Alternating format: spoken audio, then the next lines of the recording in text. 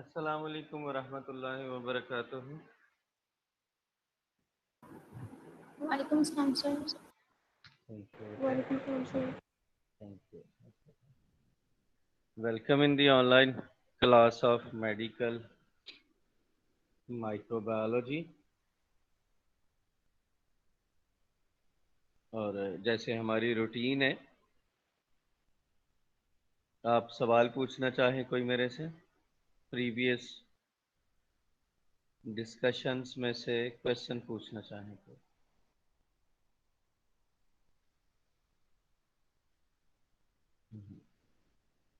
Okay, तो आज जिस बैक्टीरिया पे हम बात करेंगे दैट इज सूडोमोनास। बहुत कॉमन है हमारी एनवायरनमेंट में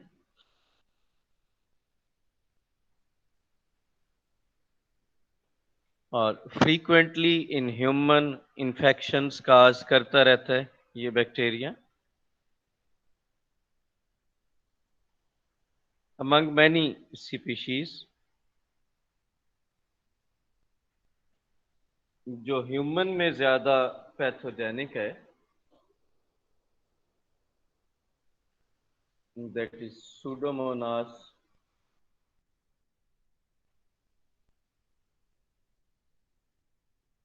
एरोजिनोजा। ये ज्यादा कॉमन भी है और अक्सर जो इन्फेक्शंस हैं वो इस बैक्टीरियल स्पीशी की वजह से होती हैं, एरोजिनोजा की वजह से।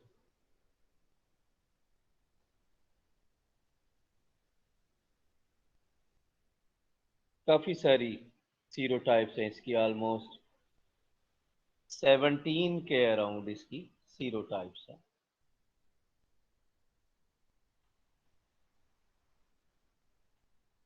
मार्फोलॉजी सिंपल सी मार्फोलॉजी है कि ग्राम नेगेटिव बेसिलाई है।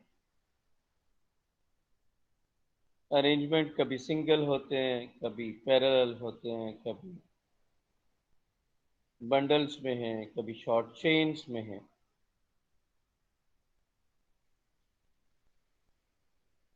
स्पेसिफिक मार्फोलॉजी नहीं है। मार्फोलॉजी से हम सिर्फ इतना सस्पेक्ट कर सकेंगे कि ये ग्राम नेगेटिव बेसिलाई है। जैसे होती है ना कि स्पेसिफिक मार्फोलॉजी, वो नहीं है इस बैक्टीरिया में।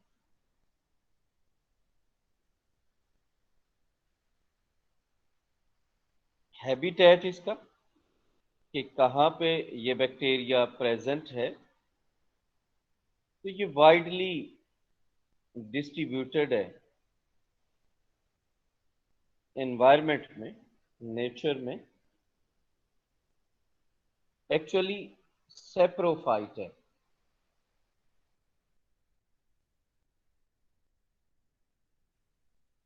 सेप्रोफाइट है, डेड ऑर्गेनिक मैटर पे एनवायरनमेंट में मौजूद है।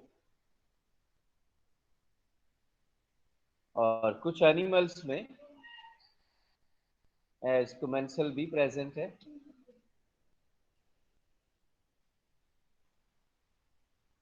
और पैथोजेनिक है मैन में, ह्यूमन में।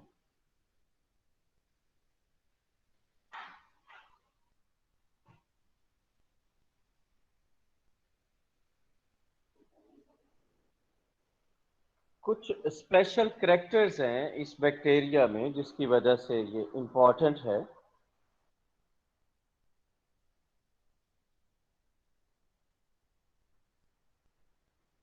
कि ये almost 50 to 60 degree, 50 to 55 degree temperature को टॉलरेट कर जाता है। और इतना टेम्परेचर हमारी एनवायरनमेंट में नहीं होता, तो जिंदा रहता है। फिर ड्राई कंडीशंस को भी रेजिस्ट करता है। इवन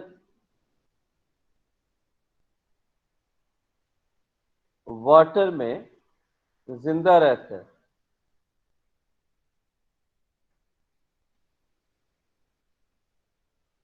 और इसको वाटर बग का नाम भी दिया जाता है, वाटर बग।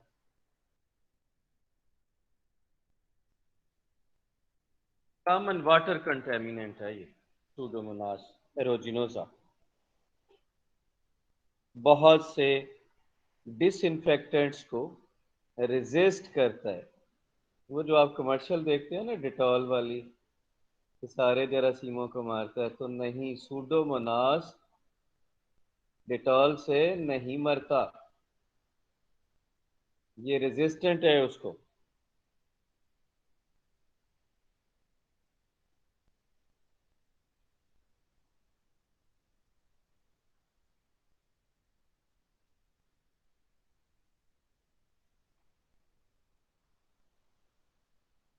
अब कि किस तरह से डिजीज हो जाती है, तो सूडोमोनास लकीली अपॉर्चुनिस्टिक पैथोजन है। अदरवाइज जितना ये मौजूद है हमारी एनवायरनमेंट में, और जिस टाइप के ये इन्फेक्शंस काज करता है, रेजिस्टेंट है डिसइंफेक्टेंट्स को, तो बहुत बड़ा इशू हो सकता था। ये पैथोजेनिक है उन लोगों में जिनमें नॉर्मल डिफेंस इंपेयर्ड हो।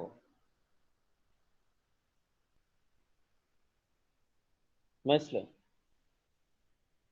स्किन पर वुंड्स हो, म्यूकस मेम्ब्रेन पर वुंड्स प्रेजेंट हो,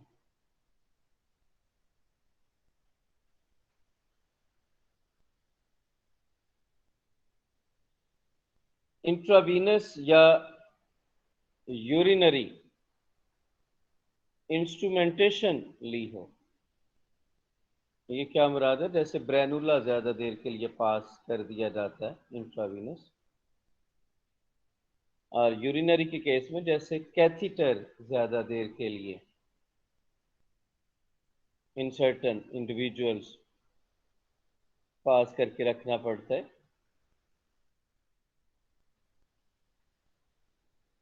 क्योंकि कॉमन है एनवायरनमेंट में, तो ऐसे लोगों में ये फिर इन्फेक्शन काज करता है, कंटेमिनेट कर जाएगा।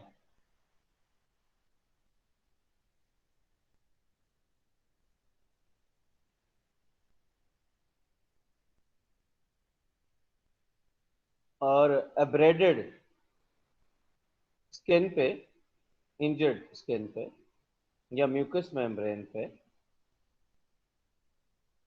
बैक्टीरिया अटैच हो पाता है with the help of fimbriae. Fimbriae external appendages है, ग्राम नेगेटिव बैक्टीरिया में होती है, एडहेरेंस प्रोवाइड करती है, अटैचमेंट में हेल्प करती है, तो इसकी मदद से बैक्टीरिया अटैच होता है, कॉलोनाइज कर जाता है, और फिर ये बहुत से टॉक्सिन्स बनाता है, एक्सोटॉक्सिन्स सिंथेसाइज करता है, एंजाइम्स सिंथेसाइज करता है, जो कि डैमेज काज करते हैं। They are multiple.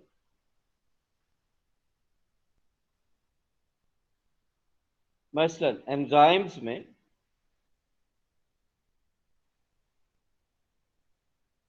ये लाइपेजेस सिंथेसाइज कर लेता है, प्रोटीएजेस, इलास्टेजेस,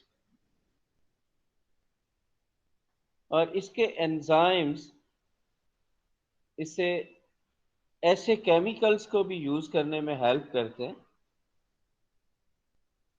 जिनको दूसरे बैक्टीरिया टॉलरेट भी नहीं कर पाते। इसके पास एक खास किस्म का प्लाज्मिड है जिसका नेम है डिसिमिलेशन, डिसिमिलेशन प्लाज्मिड। इस प्लाज्मिड के ऊपर, प्लाज्मिड आप जानते होंगे extra genomic circular double stranded nucleic acid है।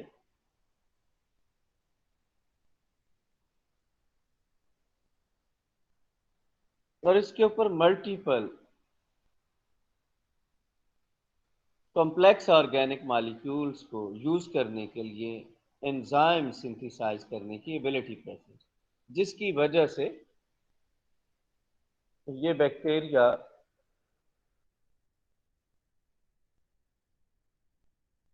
हाइड्रोकार्बन को भी एज न्यूट्रिशन यूज कर जाता है। रॉक ईटर भी कहा जाता है इसे, रॉक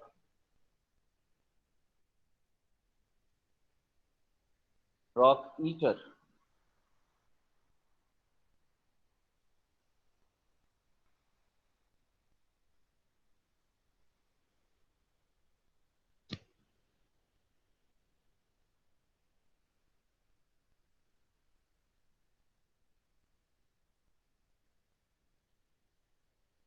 एंजाइम्स के अलावा ये बैक्टीरिया हीमोलाइजीन्स भी सिंथेसाइज करता है, जो कि फास्फोलाइपेज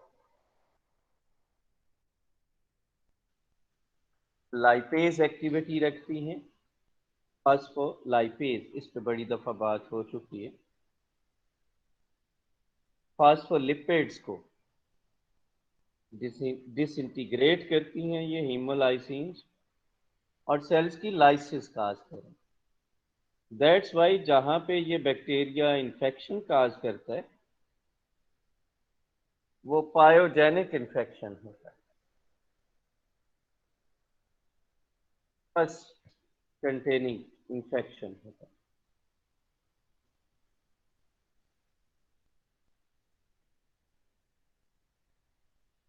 अदर देन दैट ये एक्सोटॉक्सिन्स भी सिंथेसाइज करता है,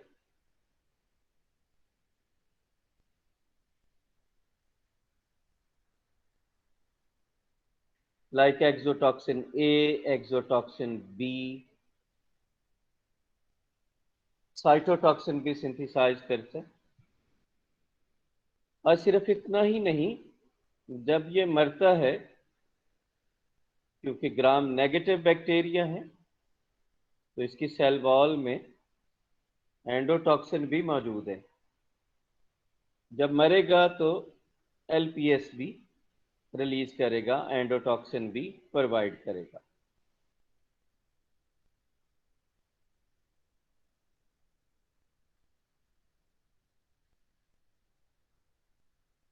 अक्सर हॉस्पिटल्स में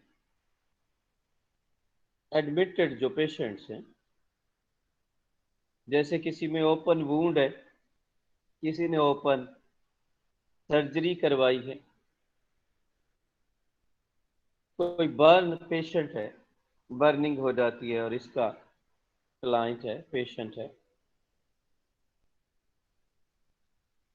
ऐसे लोगों में ये बैक्टीरिया फ्रीक्वेंटली इन वुंड्स को कंटेमिनेट करता है और इन्फेक्शन काज करता है।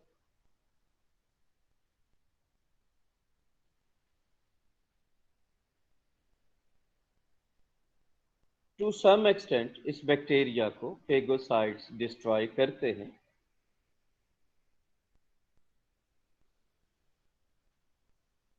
लेकिन जिनमें इम्यूनो डेफिशिएंसी हो उनमें फिर इस बैक्टीरिया से इन्फेक्शन का रेट ज्यादा होता है।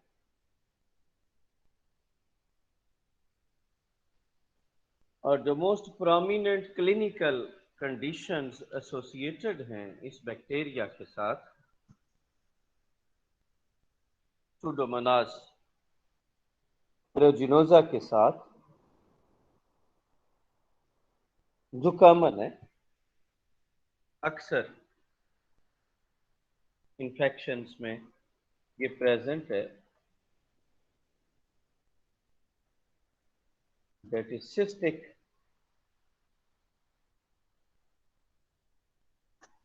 Cystic fibrosis.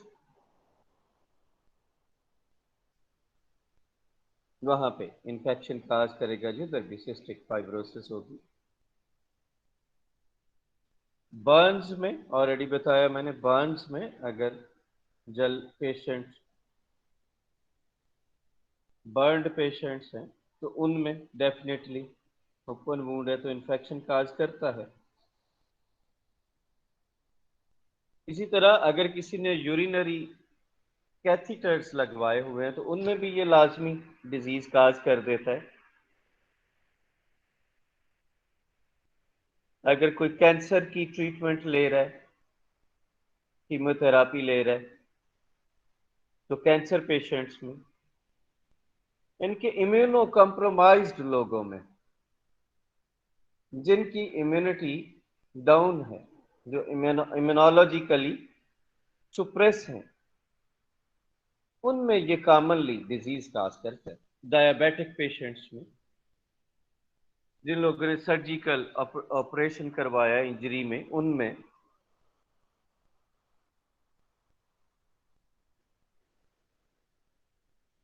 स्विमर्स में तो ये ईयर का इंफेक्शन काज करता है।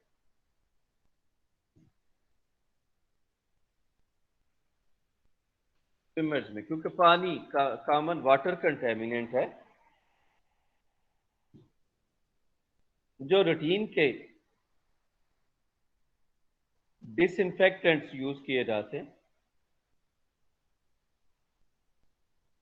स्विमिंग पूल्स में फॉर स्टरलाइजेशन, मोस्टली ये बैक्टीरिया उनको रेजिस्ट करता है, इसलिए पानी में मौजूद होते हैं। तो स्विमर्स में आईज का इन्फेक्शन, ईयर्स का इन्फेक्शन इस बैक्टीरिया की वजह से ये होते हैं। ये सारे इन्फेक्शंस में अगर आप गौर करें तो they are local, initially local infection. Wound को कंटेमिनेट कर रहा है, बर्निंग को कंटेमिनेट कर रहा है, आईज का, ईयर्स का, तो इनिशियली लोकल इन्फेक्शन होता है। लेटर ऑन ये बैक्टीरिया इन्वेड करता है, ब्लड में पहुंच जाता है, बैक्टीरियमिया काज करता है,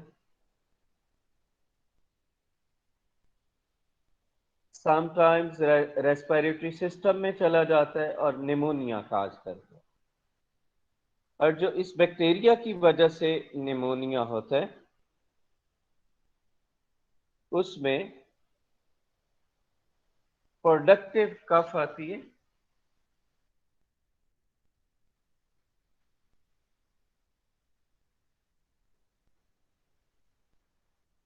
प्रोडक्टिव कफिंग होती है, और जो स्पूटम है उसका कलर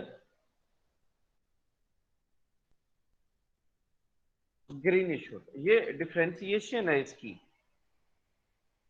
स्टेफ ऑरियस से।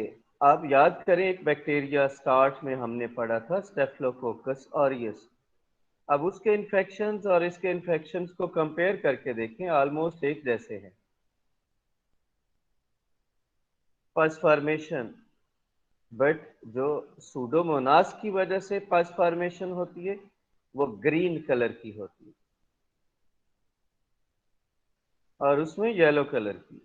निमोनिया, इसमें स्पूटम ग्रीनिश होता है, थिक होता है, और उसमें येलोइश होता है, और इसमें सिमिलरली मेस्टाइटिस भी ये काज करता है। मेमोरी टिश्यू की, मेमोरी ग्लैंड की डिजीज है,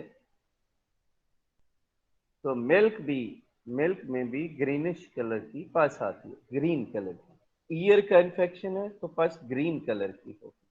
ये इंडिकेशन है सूडोमोनास इन्फेक्शन की। राइट बच्चों, कुछ पूछना चाहें आप यहाँ तक, कोई सवाल करना चाहें?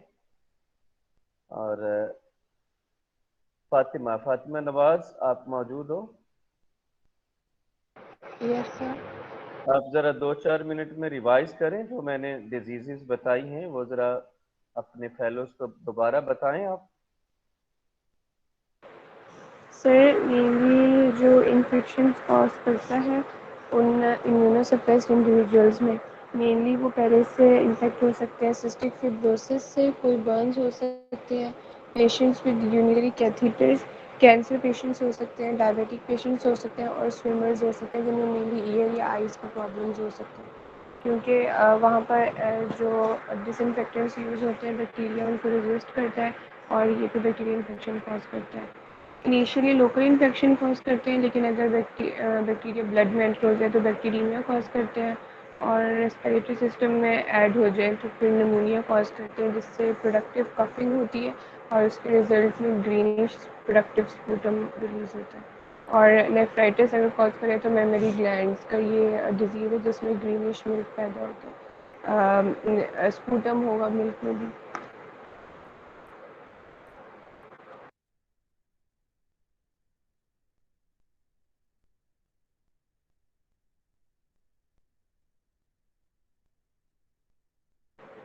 बस सर।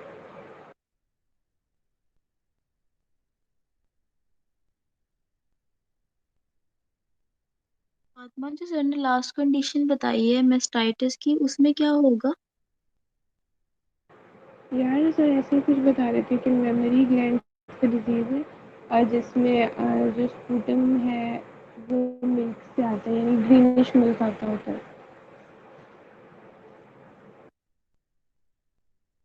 ओके। ग्रीन पस।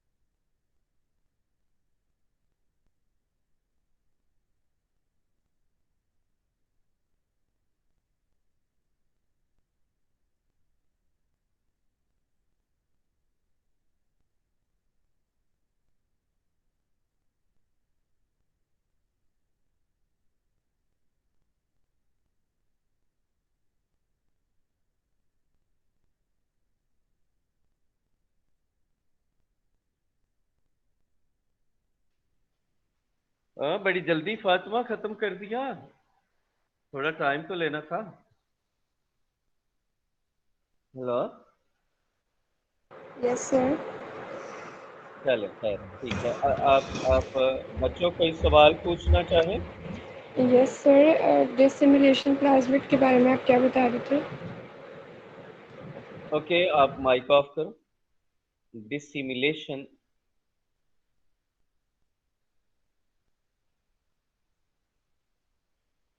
प्लाज्मिड। प्लाज्मिड बच्चों आपने पढ़ा नहीं है प्लाज्मिड क्या चीज होती है। बहरहाल ये extra genomic double standard self replicating DNA molecule है, सर्कुलर होता है। बैक्टीरिया की मल्टीप्लिकेशन के बगैर ही ये रेप्लिकेट कर जाता है और एक बैक्टीरिया से दूसरे में ट्रांसफर भी होता है। इसके ऊपर जीन्स होते हैं, बहुत सी चीज़ों के जीन्स इसके ऊपर मौजूद होते हैं। प्लाज्मिड पे एंटीबायोटिक रेजिस्टेंस के जीन्स होते हैं, एंजाइम्स की प्रोडक्शन के होते हैं, टॉक्सिन्स की प्रोडक्शन के जीन्स होते हैं, कैप्सूल सिंथेसिस के जीन्स होते हैं। बड़ी टाइप्स हैं, काफ़ी सारी टाइप्स हैं प्लाज्मिड्स की। सूडोमोनास में एक टाइप के प्लाज्मिड के लिए वर्ड यूज किया जाता है डिसिमिलेशन प्लाज्मिड। ये नेम ही इसे इसलिए दिया गया, डिसिमिलेशन। असिमिलेशन के उलट, ब्रेक कर देना, ब्रेक डाउन करने को कहते हैं। लार्ज साइज का ऑर्गेनिक मॉलिक्यूल्स को ब्रेक करना, तोड़ देना, हाइड्रोलाइज कर देना। तो उनकी हाइड्रोलिसिस के लिए जो एंजाइम्स रिक्वायर्ड हैं उनकी प्रोडक्शन के जीन्स डिसिमिलेशन प्लाज्मिड पर मौजूद है। और इस टाइप के प्लाज्मिड सूडोमोनास के पास हैं। दैट्स वाई सूडोमोनास हाइड्रोकार्बन्स को एज न्यूट्रिशन यूज कर जाता है। राइट बच्चों, कुछ पूछना चाहें, आप कोई सवाल करना चाहें?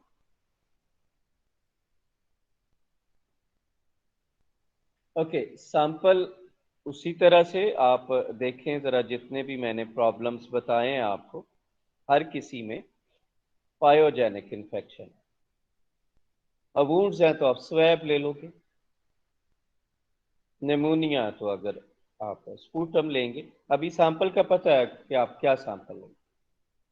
यूरिनरी ट्रैक्ट का इन्फेक्शन है तो वहां से आप पस लेंगे। ब्लड का इन्फेक्शन है तो ब्लड ले लेंगे।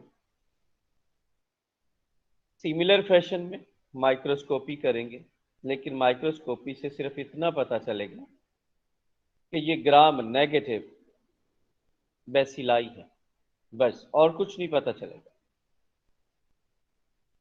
ये बैक्टीरिया जो ऑर्डिनरी लैब मीडिया हैं उन पे बड़ी आसानी से ग्रो कर जाता है। ब्लड एगर पे, न्यूट्रिएंट एगर पे इसकी ग्रोथ आ जाती है। इवन मैकॉन की एगर पे भी ये ग्रो कर जाता है। न्यूट्रिएंट एगर पे अगर आप इसे कल्चर करें तो फिर आप इसके कल्चर करेक्टर्स की बेस पे आप इसको आइडेंटिफाई कर सकते हैं। ये जब न्यूट्रिएंट एगर पे ग्रो करता है बैक्टीरिया, तो ये चार तरह के पिगमेंट्स प्रोड्यूस करता है।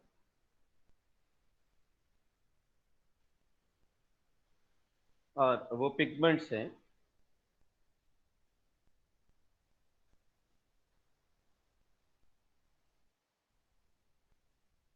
पायोसायानिन, पायोसायानिन। ये ज्यादा कॉमन है पिगमेंट।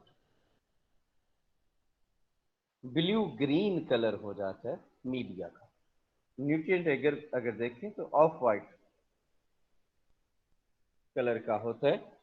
अगर सूडोमोनास ग्रो करे तो मीडिया का कलर ये इस सॉल्युबल पिगमेंट की वजह से ब्लू ग्रीन हो जाता है।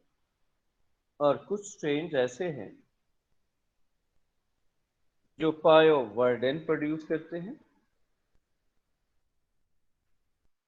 पायोवर्डिन another pigment है।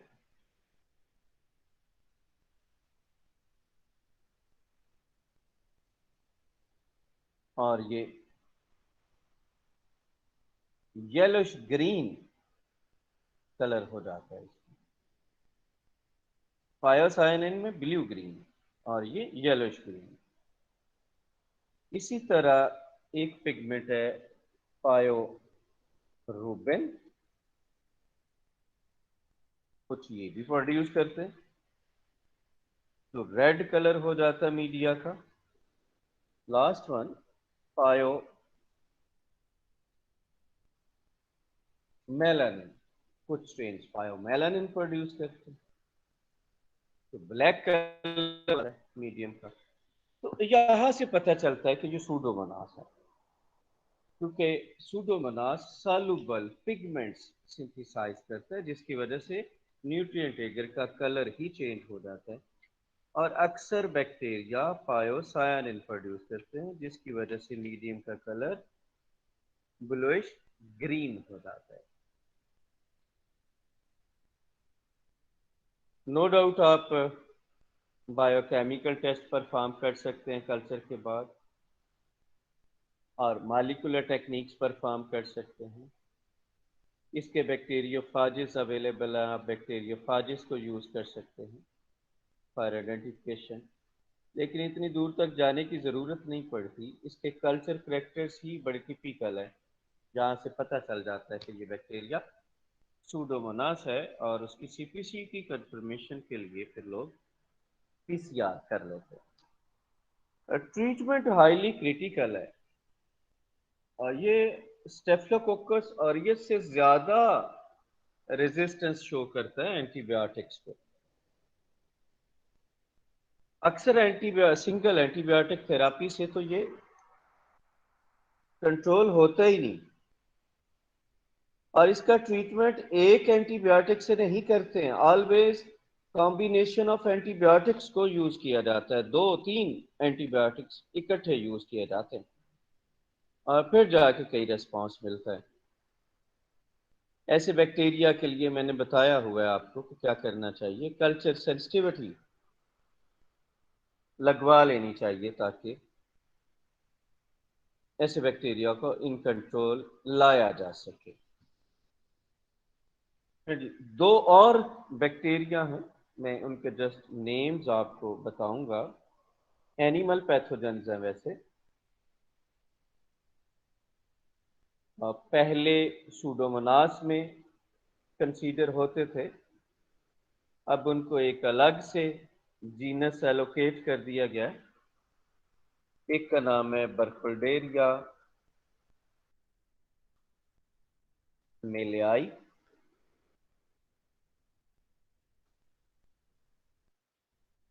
बर्फुल्डेरिया मेलियाई ग्लैंडर्स डिजीज काज करता है। ये ग्लैंडर्स डिजीज काज करता है, रेस्पिरेटरी सिस्टम की डिजीज है, जूनोटिक है। वैसे तो ये बीमारी इक्वाइन्स में है, घोड़ों में, बट ह्यूमन में शिफ्ट होती है। फेटल डिजीज है, अक्सर डेथ होती है इसमें। एक और है इसी तरह का bacteria, that is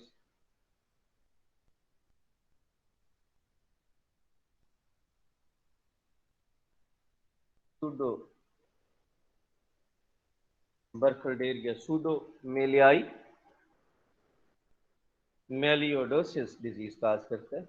मेलियोडोसिस disease cause करता है, अगेन एनिमल्स में है, बट ओकेजनली ह्यूमन में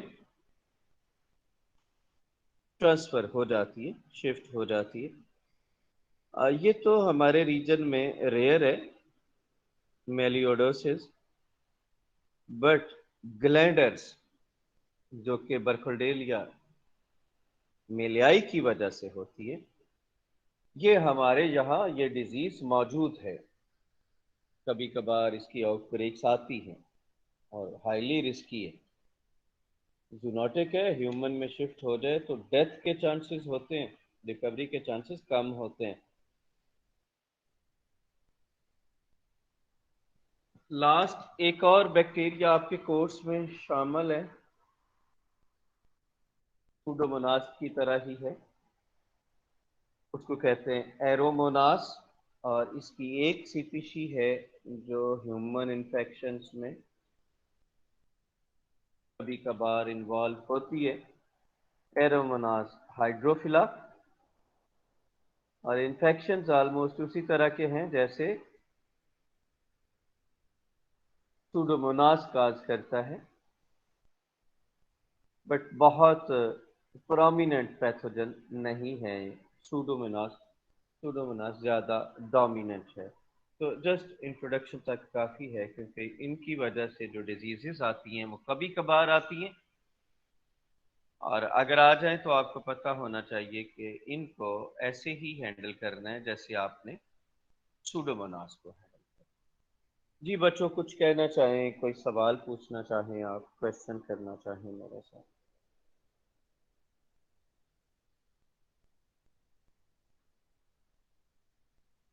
ओके, आप अपना ख्याल रखिएगा। अल्लाह ताला आपको सेहत दे, सलामती दे। सर असाइनमेंट का पूछना। एक सेकेंड।